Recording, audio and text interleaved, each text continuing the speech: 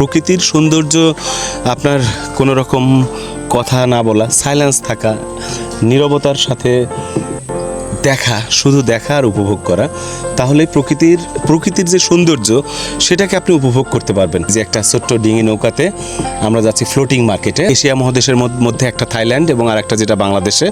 তো ওদেরটা অনেক বাণিজ্যিক আর আমাদেরটা হচ্ছে আপনার এটা খুবই ন্যাচারাল এবং প্রাকৃতিক সৌন্দর্যে ভরপুর।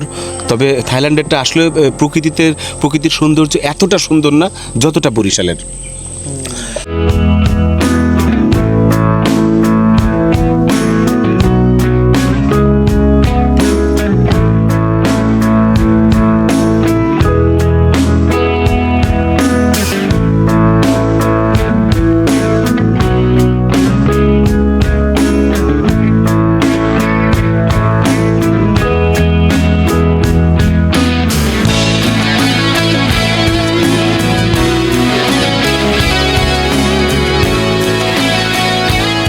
সকলকেই শুভেচ্ছা জানাচ্ছি বরিশালের ঝালকাঠির নেসারাবাদের আটঘর বাজার থেকে। তা আমরা এখন এই মুহূর্তে দাঁড়ায় আছি আটঘরে। আর এই আটঘর বাজার খুব ঐতিহ্যবাহী একটা বাজার এবং ঐতিহাসিক একটা বাজার। আর এই আটঘর, এই অঞ্চল মূলত দুইটা জিনিসের জন্য খুবই বিখ্যাত, তিনটা জিনিসের জন্য। তার মধ্যে উল্লেখযোগ্য, এখানে আপনারা আমার পিছনেই দেখতে পাচ্ছেন, এটা একটা খাল, খুব বড় একটা খাল, যেটা সন্ধ্যা নদীর থেকে বের হয়ে আসছে এটা। আর এটা একটা বাণিজ্যিক খাল।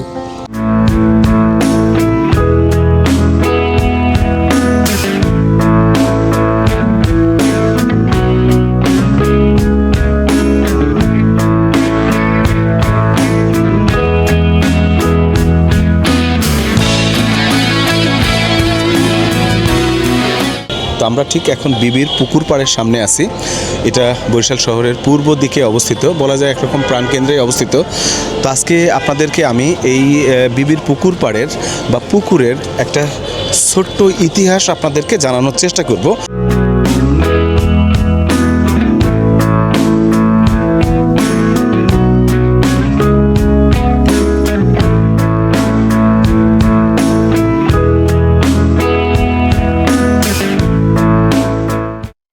আপনি জানেন খরচ অনেক বেশি, সে তো এখানে এখনও প্রাইভেট বিশ্ববিদ্যালয়ের খরচ, হ্যাঁ খরচ অনেক বেশি। সেই তুলনায় ব্রজমোহন কলেজে এখনও স্কলার স্টুডেন্টরাই পড়াশোনা করে। এখানে চান্স পাওয়া, মোটামুটি ভর্তি পরীক্ষা দিয়ে চান্স পাওয়া কষ্ট আছে, হ্যাঁ টাফ আছে।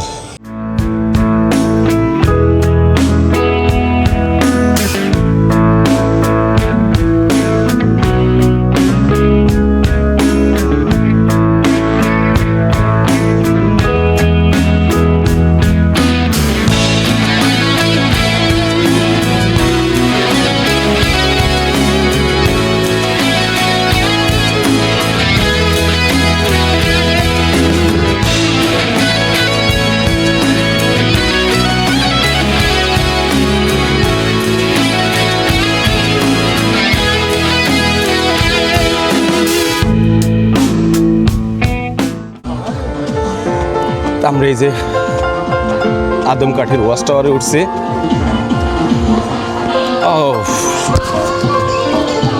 সুন্দর সুন্দর গান চলছে। এই হচ্ছে বরিশাল।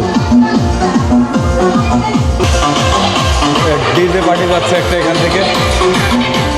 আটঘরের একটা গ্রামে ঢুকছি। দেখেন আমরা একটা জায়গায় দাঁড়াই আছি, তার চতুর্দিকেই বলেছিলাম সবুজ, কতটা সবুজ হতে পারে, আপনি কত সবুজ দেখবেন।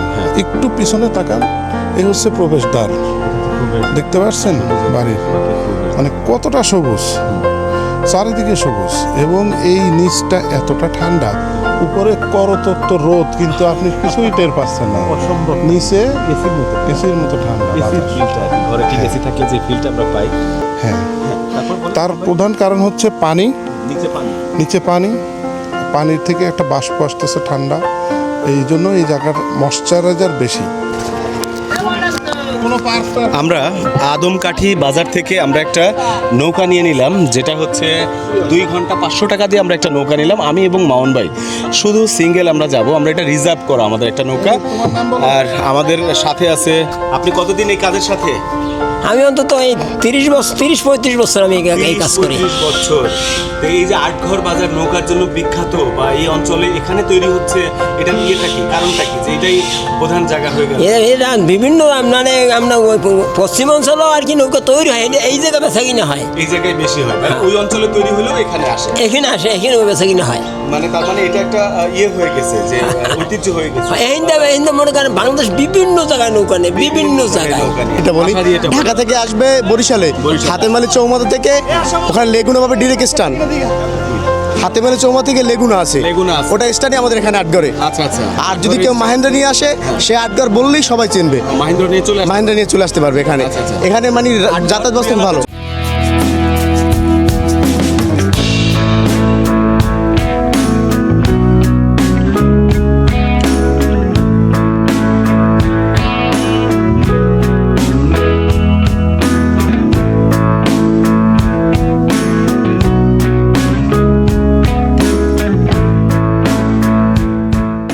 আমরা আছি বরিশাল হাইওয়ে রোডের মাঝামাঝি এখনও। তো এখনও আমরা অলরেডি বরিশাল শহরে ঢুকতে পারিনি।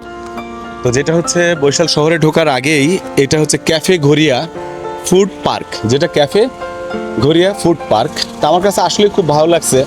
এটার যে বিশেষত্বটা মূলত তো ফ্লোটিং ফুড কর্নার, মূলত এটা একটা ফ্লোটিং, আপনারা দেখতে পাচ্ছেন এই পাশটাতে যে ভাসমান, যেটা লাইটিংগুলোও সুন্দর, ডেকোরেশনটা আসলেও সুন্দর।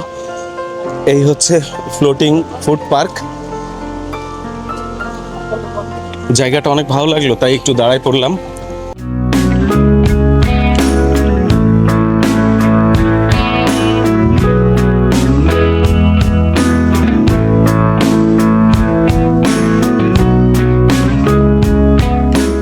চাইনিজ আইটেম আছে। Fast food, Chinese Chinese item. Item. জি।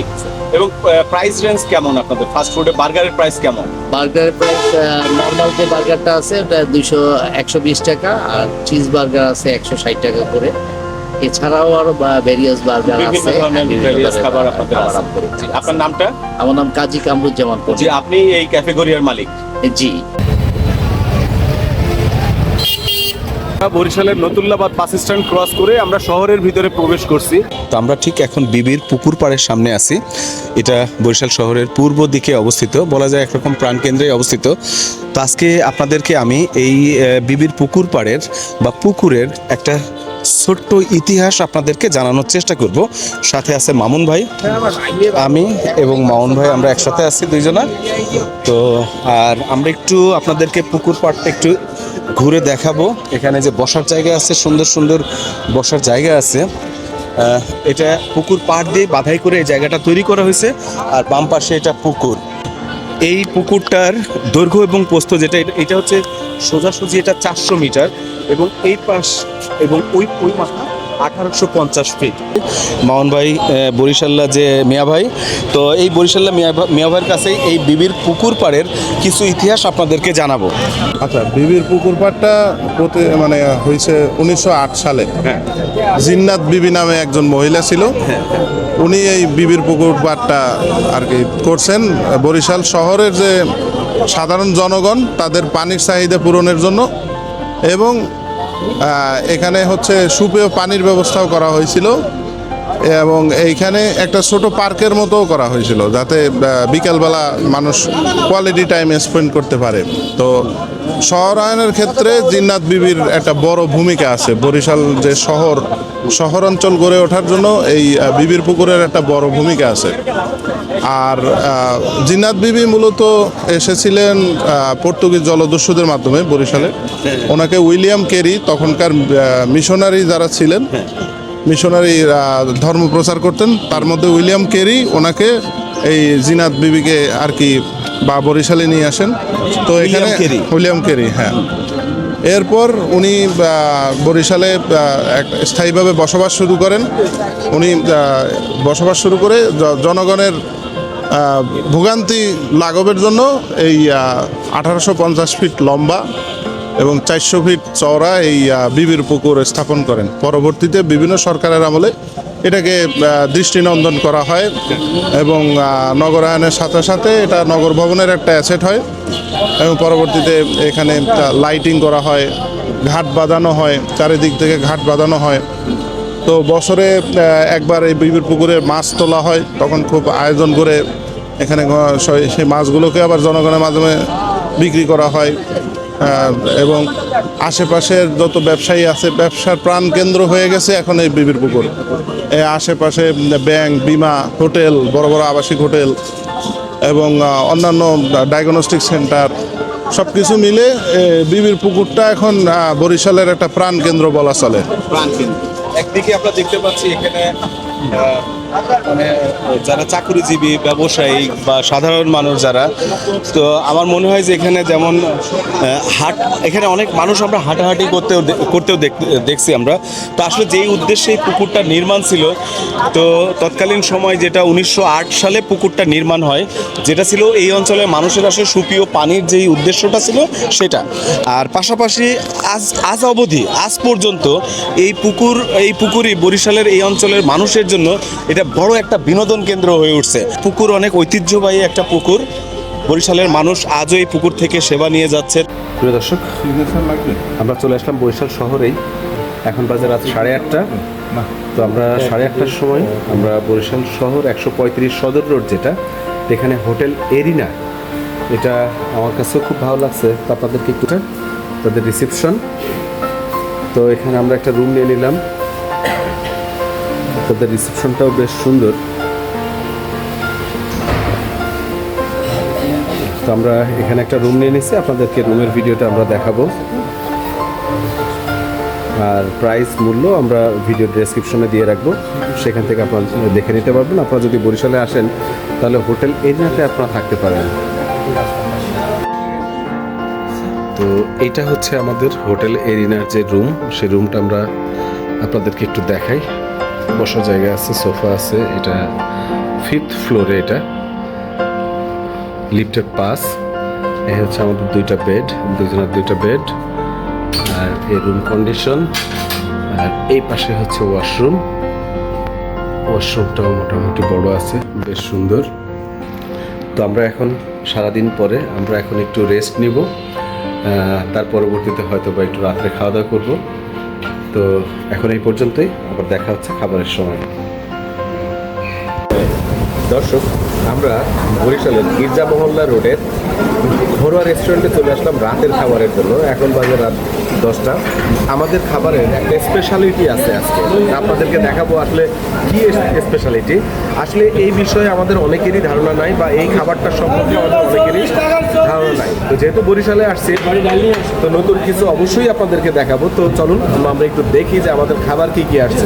এখানে প্রথমত দেখতে পাচ্ছি সালাদ আসছে, সাদা ভাত আছে, আর এই যে মামুন ভাই, প্রিয় মামুন ভাই, সাথে সবজি আছে। নিউ ঘরোয়া হোটেল, গির্জা রোড, এটা গির্জা মহল্লা রোড, এটা বরিশালের ঘরোয়া রেস্টুরেন্ট। হ্যাঁ, এটা সামুদ্রিক ডান, এটা সামুদ্রিক মাছ। এটা কি মাছ, নাম কি? তুলার ডান্ডি। তো দর্শক, এই মাছটার নাম হচ্ছে তুলার ডান্ডি মাছ। এটা একটা কাটার মাছ হয়, আর হচ্ছে এটা তুলার ডান্ডি, যেটা সামুদ্রিক মাছ। আসলে আমরা অনেকেই মাছ খাইছি, কিন্তু মাছের নাম বা মাছের বিভিন্ন ধরনের ভ্যারিয়েশন আছে। আর বিশেষ করে যে মাছের জন্য বিখ্যাত বরিশাল মানেই মাছ। এখানে হচ্ছে খাল, নদী, বিল, জলাশয়ে ভর্তি, পাশে সমুদ্র। তো এই হিসাবে এখানে সামুদ্রিক মাছও। তো আমরা অলরেডি খাবারটা শুরু করলাম। এটা হচ্ছে তুলার ডান্ডি মাছ। এই ঝোলটা মূলত বাদামের ঝোল, এই বাদামের ঝোল এবং তুলার ডান্ডি মাছ খুব অসাধারণ টেস্ট। তো বরিশালে আসলে আপনারা তুলার ডান্ডি মাছ একবার খেয়ে দেখতে পারেন যে কেমন। মোহন ভাই, কেমন লাগছে মাছ? মজা না? কমপ্লিমেন্টারি ব্রেকফাস্ট যেটা এখানে অলরেডি আমরা খেয়ে ফেলছি। এখানে ছিল একটা ডিম, এখানে ছিল একটা সবজি ভেজিটেবল, এখানে একটা কলা, আর এখানে ছিল 2টা পরোটা আর 2টা কফি, যেটা আমাদের অবশ্য পেমেন্ট সাপেক্ষে নিতে হয়েছে। শুধু 2টা কফি আমাদেরকে পেমেন্ট সাপেক্ষে নিতে হয়েছে। তো এই হচ্ছে আমাদের রুম। Good morning Barishal.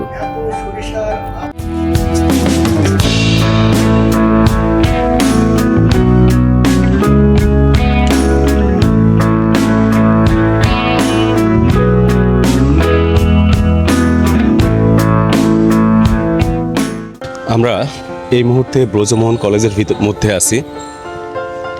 আর ভিতরে ঢোকার পরে আমরা হাতের ঠিক ডানে দেখতে পাচ্ছি এই কলেজের যেটা কেন্দ্রীয় মসজিদ, যেটা অনেক সুন্দর একটা মসজিদ।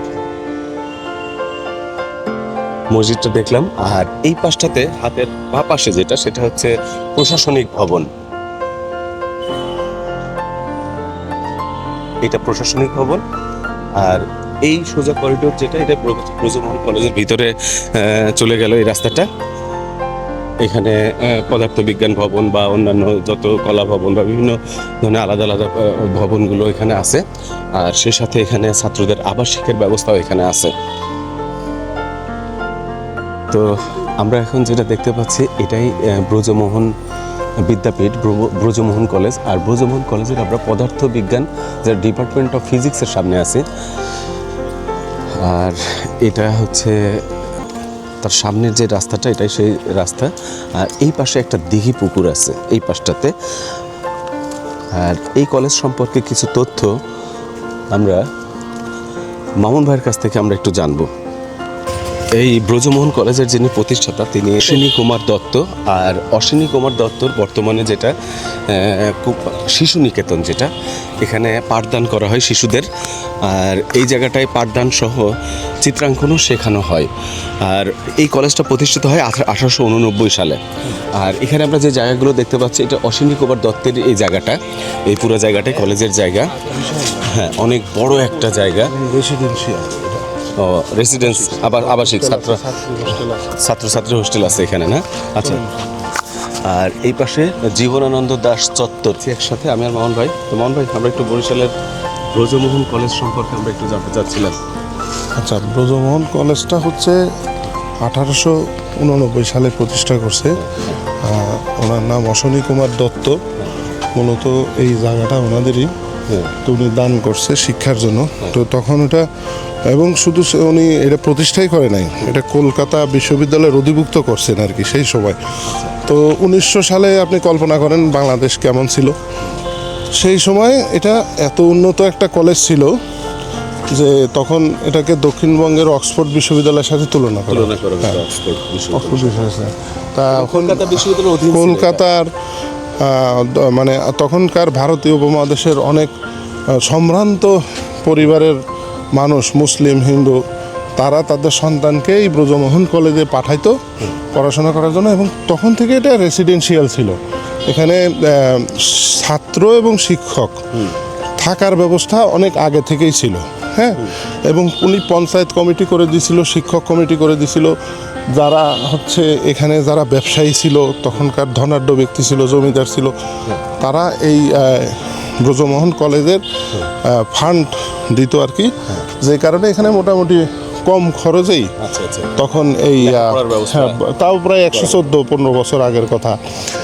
এটা 62 সালে এরপরে জাতীয় বিশ্ববিদ্যালয়ের অন্তর্ভুক্ত হয়।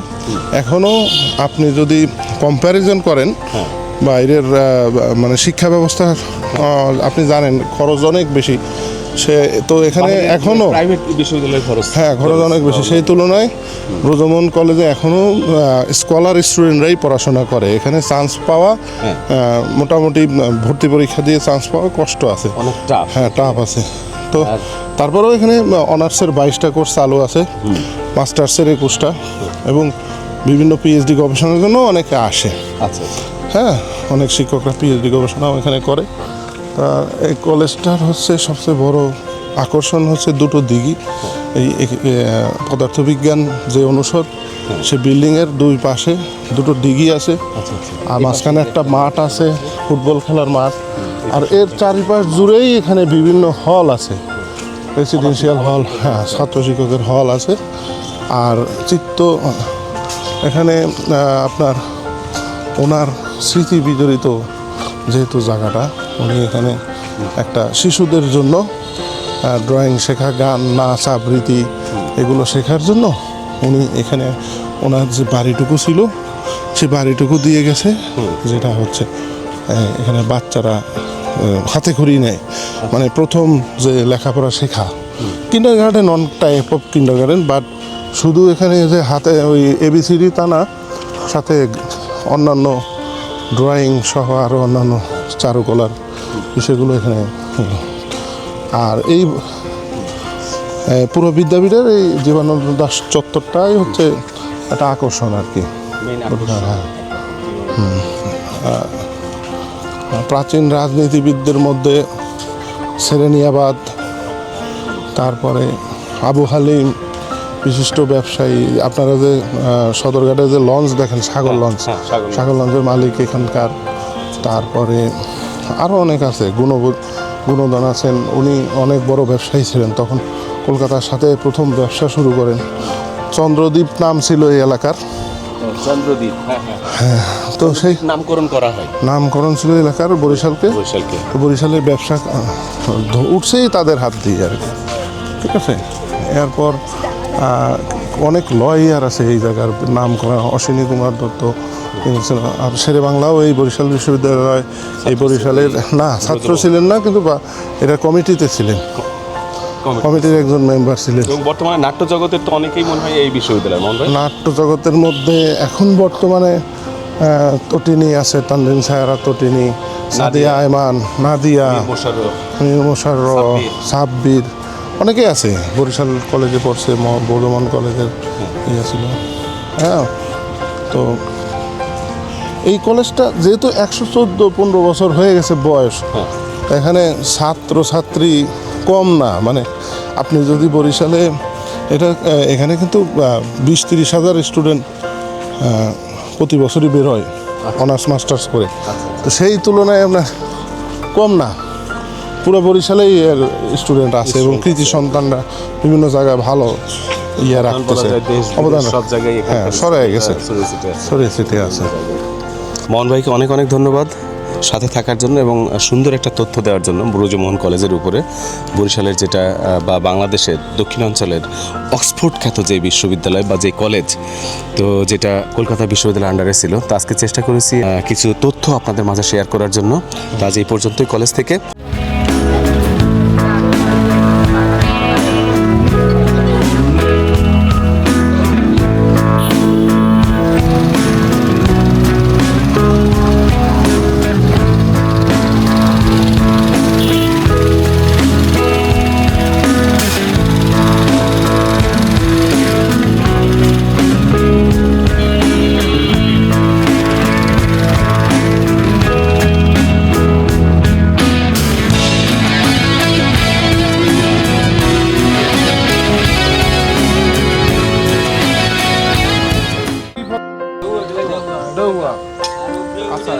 দেওয়া ফল না কি কি আছে এখানে? এখানে কয়েক প্রকার ফল আছে, ডাব, কামরাঙ্গা, দেউয়া, কলা, পেঁপে, কাঁঠাল, আম ছাড়া দেখতেছি, আবার শাপলা ফুলও আছে এখানে। প্রিয় দর্শক, সকলকেই শুভেচ্ছা জানাচ্ছি বরিশালের ঝালকাঠির নেসারাবাদের আটঘর বাজার থেকে। তা আমরা এখন এই মুহূর্তে দাঁড়ায় আছি আটঘরে। আর এই আটঘর বাজার খুব ঐতিহ্যবাহী একটা বাজার এবং ঐতিহাসিক একটা বাজার। আর এই আটঘর, এই অঞ্চল মূলত দুইটা জিনিসের জন্য খুবই বিখ্যাত, দুইটা-তিনটা জিনিসের জন্য। তার মধ্যে উল্লেখযোগ্য, এখানে আপনারা আমার পিছনেই দেখতে পাচ্ছেন, এটা একটা খাল, খুব বড় একটা খাল, যেটা সন্ধ্যা নদীর থেকে বের হয়ে আসছে এটা। আর এটা একটা বাণিজ্যিক খাল। এই অঞ্চল থেকে বড় বড় ট্রলারে করে মালামাল বা ফল মূল এগুলো নিয়ে ক্যারি করে শহর বন্দর বিভিন্ন জায়গায় নিয়ে যাওয়া হচ্ছে। আর এই বাজারটা এই জন্যই বিখ্যাত, আটঘরটা, বিশেষ করে আটঘর, এই অঞ্চলে যত নৌকা দিয়ে মানুষ চলাচল করে, আসলে এমন একটা জায়গা, এই জায়গাটাই হচ্ছে আপনার এই অঞ্চলের মানুষ এখান থেকে এখানে যাওয়ার জন্য, বিশেষ করে যদি মনে করেন এই পাশ থেকে এই পাশে আসবে, তারও একটা নৌকা লাগে। সে নৌকা ছাড়া এখানে চলার কোনো উপায় নাই। তা আজকে আটঘর বাজার যে বিখ্যাত যেটা, সেটা হচ্ছে এই আটঘর বাজারে, যেটা আজ থেকে 80-100 বছর, 150-200 বছরে এখানে এই বাজারে এই অঞ্চলের যত নৌকা সব এই বাজার থেকে তৈরি হয়। এই পুরো অঞ্চলে এই ক্ষিপ্ত দ্বীপের মতো প্রতিটি জায়গায় আমরা বাগান, ঠিক তার পাশেই আবার রয়েছে পেয়ারা বাগান। আটঘর যে পেয়ারা বাগান, আপনারা জানেন যে ফ্লোটিং পেয়ারার যে বাজার মার্কেট, বরিশালের বিখ্যাত যে ফ্লোটিং মার্কেট, নৌকা, আমরা এবং পেয়ারা, এই সবগুলো আপনাদেরকে একটু ঘুরে ঘুরে দেখাবো, সাথেই থাকবেন। তো আপনাদেরকে আমি বলেছিলাম যে এই আটঘর, এটা বিখ্যাত যেটা নেসারাবাদের, ঝালকাঠির নেসারাবাদের আটঘর গ্রাম। শুধু পেয়ারা বা আমরা বা নারিকেল সেটাই না, আরও অনেক কিছু এখানে হয়। উল্লেখযোগ্য ডাবও কিন্তু বরিশালের অনেক বিখ্যাত নাকি মোহন ভাই? ডাব আছে, অনেক অনেক কলা আছে, অনেক ডাব কলা পেঁপে আছে। আর এখানে আমরা অল্প পরিসরে আপনাদেরকে দেখাচ্ছি ফলের বাগান বলতে বরিশালকে স্বরূপকাঠি নেসারাবাদকে বোঝানো হয়। আটঘরের আমরা বাগান, সাথে আছে আমার প্রিয় মামুন ভাই। মামুন ভাই নিজেও বরিশালের। মামুন ভাই কেমন লাগছে আপনার মামুন ভাই? আমার তো খুব ভালো লাগতেছে। যে ফলের রাজধানী তার সম্পর্কে দুটো চারটা কথা বলবেন? ফলের রাজধানী না হলেও অনেক ফল হয় আর কি নেসারাবাদে। আমাদের বরিশালের আশপাশের যে বিভাগগুলো আছে, বিশেষ করে বরগুনা, পিরোজপুর, এই জায়গাতে পানি জাতীয় যে ফলগুলো আপনারা খান, যেমন ধরেন এই যে আমরা, পেয়ারা, তারপরে কলা, পেঁপে, তারপরে হচ্ছে আপনার আমাদের এখানে আরেকটা জনপ্রিয় ফল জাম্বুরা। হ্যাঁ, এই জিনিসগুলো আমাদের এই কোস্টাল এরিয়াতে খালপাড়ে এই জিনিসগুলো অনেক চাষাবাদ হয়, অনেক বেশি। চাষাবাদ হয়। হ্যাঁ, আর একটা হচ্ছে অর্থকারী ফসল সুপারি। সুপারি, হ্যাঁ, হ্যাঁ। এটাও আমাদের। সুপারি গাছ অবশ্য আমরা আপনাদেরকে দেখাবো। এই যে এই পাশটাতে কিছু আছে, তো আমরা এখানে যেটা মূলত আমরার যে বাগানটা, এখানে সারি সারি দেখেন আমরা বাগান। রাজশাহীতে ঠিক যেমন আমের বাগান, এই অঞ্চলটাতে নেসারাবাদের আটঘরিয়াতে এই যে আমরার বাগান। গাছে কিন্তু প্রচুর আমরা আছে, ক্যামেরাতে ওইভাবে হয়তো বা আমি দেখাইতে পারছি না।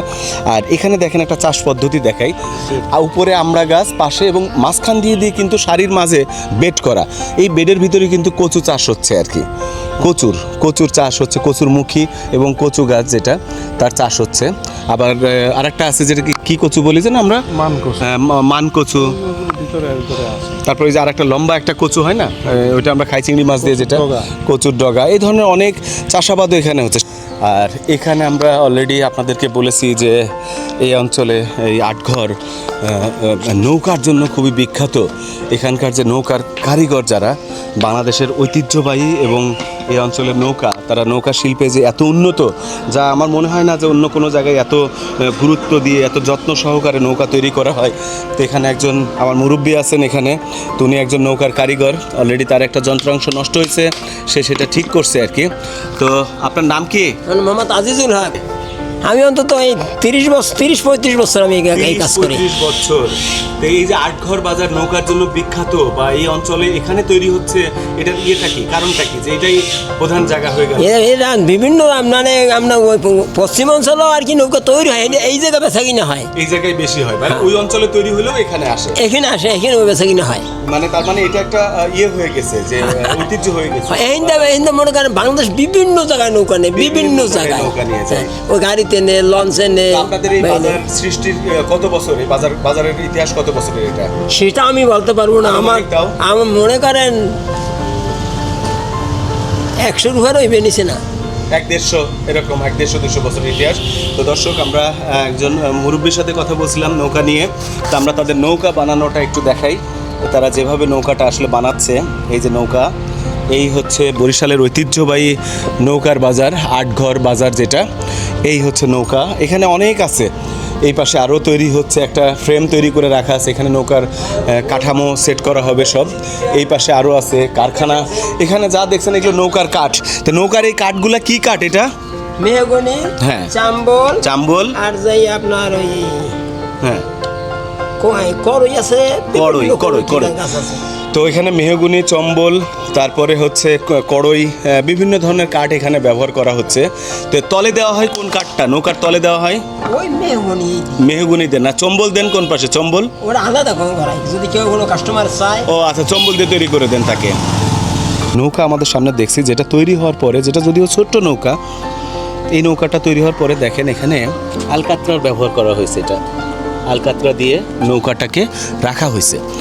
আর আরও একটা জিনিস যেটা, সেটা আলকাতরা দেওয়ার পরেও এখানে যেটা গাবের যেই কষটা, গাবের যে কষ বা আঠা যেটা, এই আঠাটার এখানে দেখেন ব্যবহার করা হয়েছে। এই যে এই জায়গাগুলোতে, এই যে মাঝখান দিয়ে দেখেন সাদা সাদা দেখা যাচ্ছে, এই যে দেখেন একটা লাইন সাদা দেখা যাচ্ছে, এইটা হচ্ছে গাবের কষ, গাবের আঠা দেওয়া হয়েছে। এটা দেওয়ার উদ্দেশ্য মূলত তলে দেওয়া, সাইডেও দেওয়া। এই আঠাটা এমনভাবে এখানে লাগে, এখানে কোনোভাবে পানি ঢোকার কোনো সুযোগ থাকে না।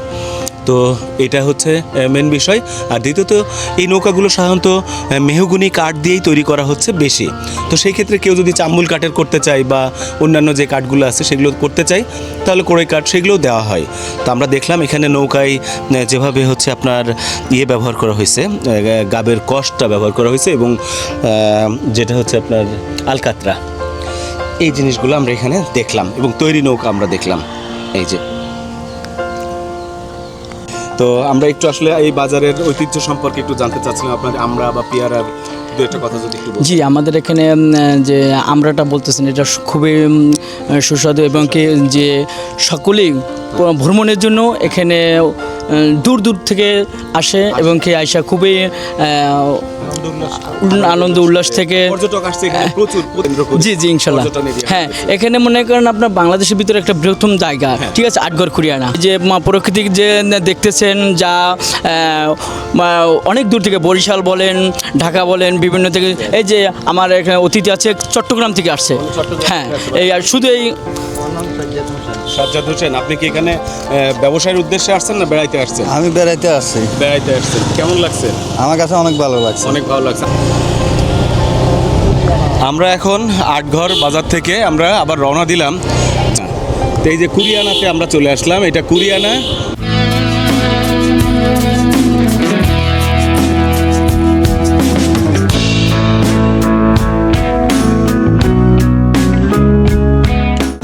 দর্শক, আমরা আটঘর কুরিয়ানাতে এখন আছি।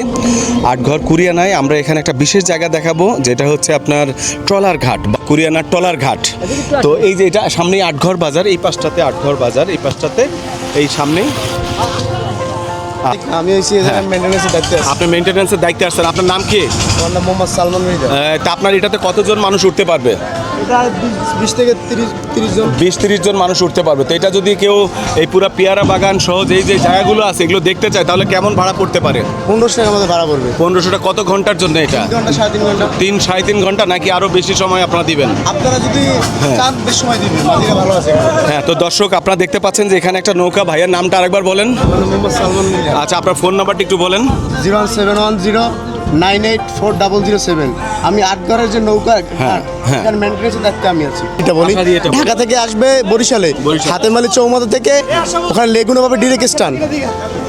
হাতেমালি চৌমাথা থেকে লেগুনা আছে, লেগুনা আছে। ওটা স্ট্যান্ডে আমাদের এখানে আটঘরে। আচ্ছা আচ্ছা। আর যদি কেউ মাহেন্দ্রা নিয়ে আসে, সে আটঘর বললেই সবাই চিনবে। মাহিন্দ্র নিয়ে চলে আসবে। মাহেন্দ্রা নিয়ে চলে আসতে পারবে এখানে। আচ্ছা, আচ্ছা। এখানে মানে যাতায়াত ব্যবস্থা ভালো, চলে আসতে পারবে। হ্যাঁ, আটঘর বললেই এখান থেকেই আসলে কুরিয়ানা ভীমরুল সব এখান থেকেই যায়। এখান থেকে। যদি ভীমরুল অন্য ডিরেক্ট গাড়িতে যায় ভীমরুল, হ্যাঁ। তাহলে মানে কিছু দেখতে পারে না, নৌকার বাগান থেকে যেতে পারে না। মানে মূলত এখানে ট্রলার বা নৌকাতে যাওয়ার উদ্দেশ্য হচ্ছে দেখতে যাওয়া। দেখতে যে বাগানের ভিতর থেকে যাবে, আর যদি ভীমরুলের বাজার ডিরেক্ট যায় তাহলে শুধু বাজার দেখবে, সে ফিল্ডে নিতে পারবে না। এই ফিল্ডটা সে নিতে পারবে না, না। আর এখান থেকে গেলে সে পার্ক, 3টে পার্ক দেখতে পারবে। আচ্ছা, আচ্ছা। তারপর পেয়ারা বাগানের ভিতর থেকে যাবে। এর জন্য তার মানে এখান থেকে সবচেয়ে সেফলি বা মানে একেবারে মনোরম পরিবেশে ঘুরতে ঘুরতে যাবে। অনেক ধন্যবাদ ঠিক আছে। আপনাকে। এই প্রতিনিধি যারা আছে তাদের একটা ফোন নাম্বার দেওয়ার চেষ্টা করেছি, কিভাবে আসবেন সেই তথ্যটাও আপনাদেরকে দেওয়া হয়েছে। আমরা রাস্তার পাশ থেকে এখানে একটা জায়গায় প্রবেশ করলাম। তো দেখি এটা কোথায় যাই। ভিতরে একটা বরিশালের যেই ঐতিহ্য, রাস্তার দুই পাশেই সুপারি গাছ, দেখেন শুধু সুপারি গাছ। যেরকম বাড়ি, একটা গ্রামের বাড়ি, আটঘরের একটা গ্রামে ঢুকছে। আটঘরের একটা গ্রামে ঢুকছি। দেখেন আমরা একটা জায়গায় দাঁড়াই আছি, তার চতুর্দিকেই আপনাদের আমি বলেছিলাম সবুজ কতটা সবুজ হতে পারে, আপনি কত সবুজ দেখবেন। একটু পিছনে তাকান, এই হচ্ছে প্রবেশদ্বার, দেখতে পাচ্ছেন বাড়ির, মানে কতটা সবুজ, চারিদিকে সবুজ, এবং এই নিচটা এতটা ঠান্ডা, উপরে করতত্ত্ব রোদ, কিন্তু আপনি কিছুই টের পাচ্ছেন না। অসম্ভব নিচে এসির মতো ঠান্ডা বাতাস। ফিলটা আর কি, ঘরে ঠিক এসি থাকলে যে ফিলটা আমরা পাই। হ্যাঁ, তারপর তার প্রধান কারণ হচ্ছে পানি, নিচে পানি। নিচে পানির থেকে একটা বাষ্প আসতেছে ঠান্ডা, এই জন্য এই জায়গার ময়শ্চারাইজার বেশি, এই জায়গাটাতে ময়শ্চার বেশি। আর উপরে বাতাস আছে, বাতাসটার যা কারণে এই জায়গাটা ঠান্ডা। প্রথম কারণ হচ্ছে এই ভিতরে এসে বাড়ি করার এই একটা কারণ, যে ঘর ঠান্ডা থাকে, ঘরের মধ্যে রোদ কম লাগে। হ্যাঁ, দেখতে পাচ্ছেন। সেকেন্ড কারণ হচ্ছে ঝড় বৃষ্টি থেকে বাঁচার জন্য, হ্যাঁ, রক্ষা পাওয়ার জন্য, যেহেতু চারিপাশে নদী, সময় তো ক্ষয়ক্ষতি হ্যাঁ, ছিল অনেক। এরকম গাছের ভিতরে রাখার আরেকটা কারণ হচ্ছে যখন জোরে ঝড় হয় বা টর্নেডো আসে বা ঘূর্ণিঝড় আসে বা জলোচ্ছ্বাস আসে, তখন এই গাছগুলো এই বাড়িঘরগুলো প্রোটেক্ট করে। বুঝতে পারছেন? যা এই গাছগুলোর কারণে এই বড় কোনো দুর্ঘটনা হয় না, মানে ঘর ভেসে যায় না। এইটার একটা কারণ। হ্যাঁ, আর আরেকটা হলো অর্থনৈতিক কারণ, যে এই গাছগুলো আপনার প্রতি বছরই ফল দেয়, ফসল দেয়, যেটা হচ্ছে এখানে ওইভাবে ধান এখন আর হয় না, 2বার হয় বা 2 ফসলই হয়। তো এইগুলো অর্থনৈতিক কারণে অর্থকরী ফসল হিসেবে যেহেতু সুপারির চাহিদা বরিশালের অনেক, সুপারি, ঢাকাতে। পান, আবার এখানকার মেহগনির বরিশালের মানুষ পান সুপারি পান সুপারি বেঁচে পান থাকে। সুপারিতে খেয়েই তারা বেঁচে হ্যাঁ, থাকে। এরকম সারা বছরই আর এখানে আমরা যে মেহগনি গাছ দেখলাম, মূলত এই মেহগনি গাছগুলো দিয়ে এখানে আপনার হচ্ছে নৌকাগুলোর কাজে ব্যবহার করা হচ্ছে, বাণিজ্যিক কাজে ব্যবহার করা তা হচ্ছে। আপনার এই বাড়িঘরগুলো প্রত্যেকটাই সুপারি, বিভিন্ন রকম চাম্বল গাছ, করই গাছ, মেহগনি গাছ, আম, কাঁঠাল, জি। লিচু, পেয়ারা বেশি, পেয়ারা, এলাকায় আমরা, বেশি। জি। সফেদা, এই সমস্ত বিভিন্ন গাছগাছালি দিয়ে মানুষ এই বাড়িঘরগুলো করে।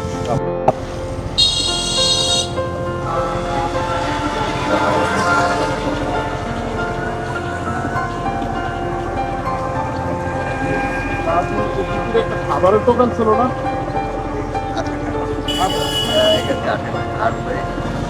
কাঠঘরের কুরিয়ানা বাজারে আমরা আসি। তো এখান থেকে আমরা একটু খাওয়া দাওয়া করবো। এখানে যে বৌদি আছে, সকাল সন্ধ্যা হোটেল, তো খুবই পরিষ্কার পরিচ্ছন্ন একটা হোটেল। আমরা এই হোটেলে একটু দুপুরের খাওয়া দাওয়াটা আমরা করব। সকাল সন্ধ্যা হোটেল কুরিয়ানা, এখানে ফোন নাম্বার দেওয়া আছে, আপনার স্ক্রিনে দেখে নিতে পারেন। আর এই যে বৌদি আছে এখানে। বৌদি কেমন আছেন? কেমন চলতেছে আপনাদের হোটেল বিজনেস বৌদি? পর্যটক কেমন পাচ্ছেন? এই কোন সময়টাই বেশি থাকে বৌদি এখানে বেড়ানো বা ভ্রমণ করতে? হ্যাঁ, পেয়ারার সিজনেই সবচেয়ে বেশি হয় এখানে, না? আচ্ছা, তো তার মানে বছরে কয় মাস আপনারা পর্যটক পান? 3 মাস আপনার ভালো বেচা কেনা থাকে। আর এরপরে কম বেঁচে গেল। আচ্ছা, তো দর্শক আপনারা চেষ্টা করবেন যে এখানে যেহেতু শুধু পেয়ারার সময় মানুষ আনাগোনা করছে, তো এছাড়াও বিভিন্ন সিজনে অনেক কিছুই পাওয়া যায় এই অঞ্চলে। তো এখানে ভ্রমণ করতে আপনারা আসতে পারবেন, আসলে সকাল সন্ধ্যা হোটেলে আপনারা খাওয়া দাওয়াটা সেরে নিতে পারবেন। এই যে বৌদির যে রান্নাগুলা এতটা সুস্বাদ, উস্তা ভাজি ছিল, আর এখানকার যে কাগজি লেবু, এটা আসলে বলে বর্ণনা করার মতো না। এটা বিশেষ খায় দেখতে হবে আপনাকে। 2 বছর যাবত এই বরিশাল আর হচ্ছে স্বরূপকাঠিতে যাতায়াত করি। তো আমি যখন বরিশাল থেকে আসি তখন আমার না খায়ে চলে আসেন। না খাইয়ে চলে আসি যে এখানে এসে আপনি খাবেন। আবার দেখা গেছে যখন বরিশাল যাই তখনও এখানে খাবার খাইয়ে তারপরে বরিশাল যান।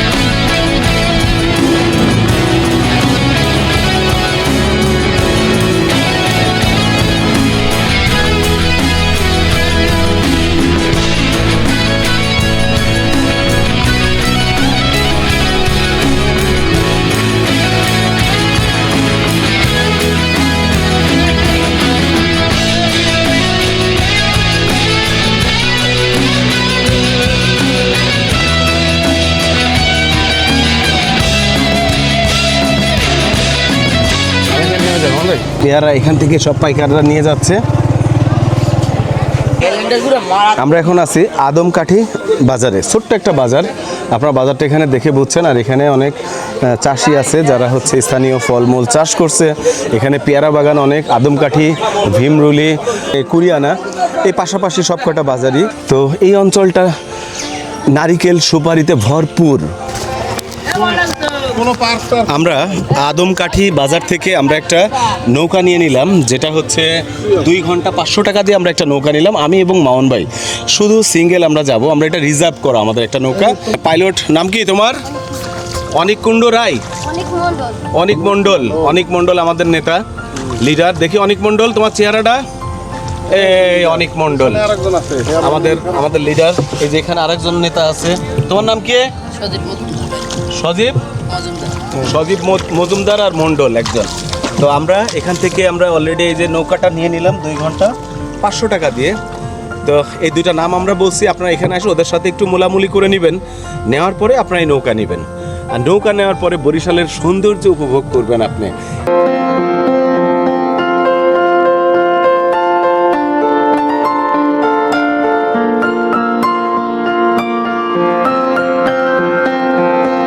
আচ্ছা আচ্ছা, ন্যাচারালি বিউটিফুল যদি বলেন, যেখানে একই সাথে সবুজায়ন প্লাস হচ্ছে ফলমূল, ফসলায়ন, হ্যাঁ। সবকিছু মিলে যদি আপনি বলেন তাহলে বেস্ট হলো বাংলাদেশের এই ফ্লোটিং মার্কেট আর হচ্ছে ইন্দোনেশিয়া ফ্লোটিং মার্কেট। বাংলাদেশ এবং ইন্দোনেশিয়ার ফ্লোটিং মার্কেট। কেরালার আছে ফ্লোটিং মার্কেট, বাট ওইটা হচ্ছে আপনার অনেক বেশি বাণিজ্যিক আর কি, যেটা এটা হচ্ছে একদম ন্যাচারাল। হ্যাঁ। কেরালার পাশে হচ্ছে এটা আশেপাশে এত সবুজায়ন নাই। আচ্ছা আচ্ছা। আবার ইন্দোনেশিয়া, বালি, ওই সাইডে যে হ্যাঁ, হ্যাঁ। থাইল্যান্ডের যে ফ্লোটিং মার্কেট সেটা হচ্ছে ফ্লাওয়ার মার্কেট একটা, হ্যাঁ, ফ্লাওয়ার মার্কেট। ওখানে এত সবুজ নাই। আপনি সামনের দৃশ্যটা দেখেন, সামনে যতগুলো বিস্তৃত খালের মধ্যে দেখেন একটা নৌকা নিয়ে উনি আসতেছে, একটা সুন্দর অপরূপ সুন্দর।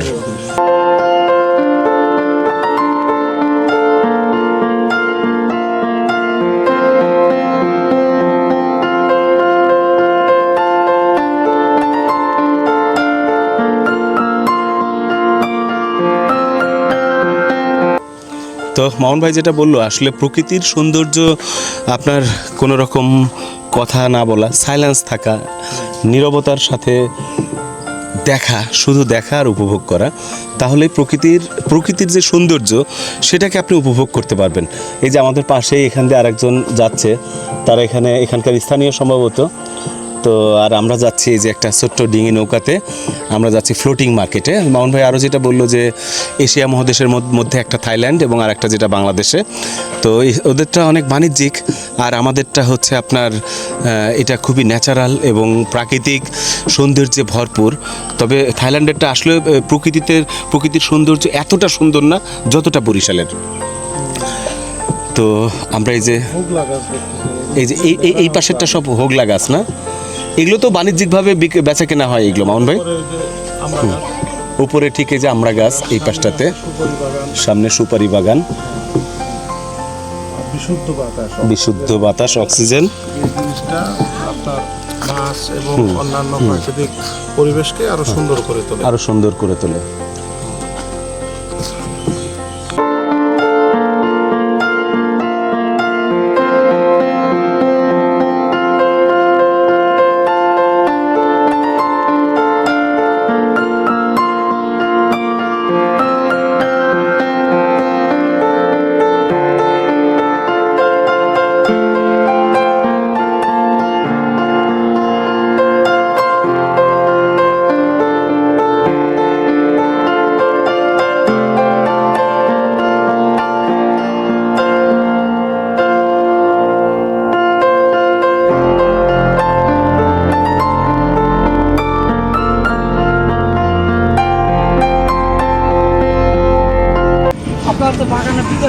খুব সুন্দর একটা জায়গায় আসলাম আমরা ঘুরতে ঘুরতে।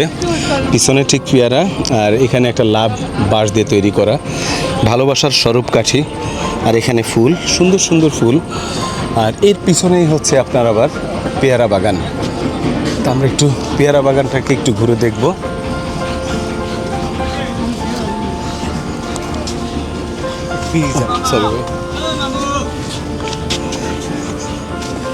এই আমরা এখন পেয়ারা বাগানের মধ্যে আছি।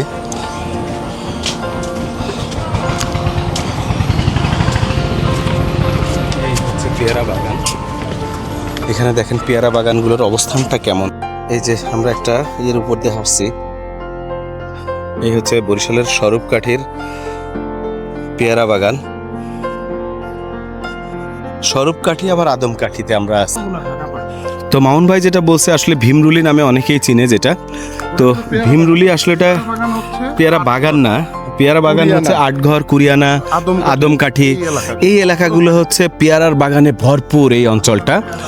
আর এই অঞ্চলের যে ফলমূল পেয়ারাগুলো এখান থেকে হয়, সেটা আবার হচ্ছে আপনার ওই যে যেটা বলে হচ্ছে আপনার এই ফ্লোটিং মার্কেট, যেটা ভীমরুলি। তো ভীমরুলিতে ওখানে যায় বা ওরাও এখান থেকে এখানে আসে, এই অঞ্চল থেকে পেয়ারাগুলো নিয়ে যায়। তো যার ফলে ওখানে একটা বড় একটা আড়ত টাইপের বা বাজার টাইপের হয়ে গেছে। তো মূলত ভীমরুলিটা একটা বাজার, আর যে মূল পেয়ারার বাগান সেটা হচ্ছে এই অঞ্চলটা। আমরা হচ্ছে পেয়ারার বাগানের মধ্যেই আছি, যদিও এখানকার পেয়ারা একটু ছোট, কিছু কিছু গাছে এখন বড় পেয়ারা যেগুলো হয়েছে সেগুলো কেনা বেচা অলরেডি চলছে। তা আমরা একটু পেয়ারা বাগানের ভিতরের দিকে একটু প্রবেশ করব, আপনাদেরকে একটু দেখাবো। হাঁটা চলাফেরাটা অনেক ডিফিকাল্ট এই পেয়ারা বাগানের। এই যে পেয়ারা বাগানের মধ্যে আমরা আছি, আদমকাঠি পেয়ারার বাগানের মধ্যে আমরা আছি। এই যে মামুন ভাই দোল খাচ্ছে, এই যে মামুন ভাই দোল খাচ্ছে, খুবই শক্ত না? তো এই অঞ্চলের পেয়ারা অনেক সুস্বাদু বা টেস্ট হয় এখানকার পেয়ারা। এই হচ্ছে দেখেন কাদার অবস্থা, আর চারিধারে শুধু ছোট ছোট এই যে খাল, লেক, খাল। আমরা আদমকাঠির পেয়ারা পার্কে আমরা আছি। তো এখানে আসলে আপনাদেরকে টিকিট নিতে হবে, জনপ্রতি টিকিট নিতে হবে। টিকিট কত করে? আমাদের টিকিট মূল্য 30 টাকা করে। 30 টাকার মাধ্যমে আপনারা এখানে পেয়ারা খেতে পারবেন, আচ্ছা আচ্ছা, এখানে ঘুরে দেখতে পারবেন। আদার্স আরও এখানে আমাদের আপডেট কিছু হচ্ছে। আমাদের এখন পর্যন্ত সিজন চালু হয়েছে, আপনারা সামনে চালু হবে। সামনে আরও কিছু আছে আমাদের জন্য, আপনাদের থাকার জন্য কটেজ তৈরি হতেছে, আপনারা এখানে এসে থাকতেও পারবেন। আচ্ছা আচ্ছা। তো দর্শক, আপনারা যেটা জানছিলেন যে এই আদমকাঠির পেয়ারা পার্কে আপনারা যদি আসেন তো এখানে আপনারা থাকতে পারবেন। আপনাদের নাম কি পেয়ারা পার্কের? আমাদের এটা পেয়ারা পার্ক অ্যান্ড পিকনিক স্পট। পেয়ারা পার্ক অ্যান্ড পিকনিক স্পট। তো এখানে 30 টাকা টিকিট মূল্য, এখানে পেয়ারাও আপনি খেতে পারবেন। আর দ্বিতীয়ত হচ্ছে পেয়ারার ঠিক যে ভ্রমণ সিজনটা আর কয়েকদিন পরে, যেটা জুলাইয়ের সম্ভবত 18-20 তারিখ থেকেই শুরু হবে।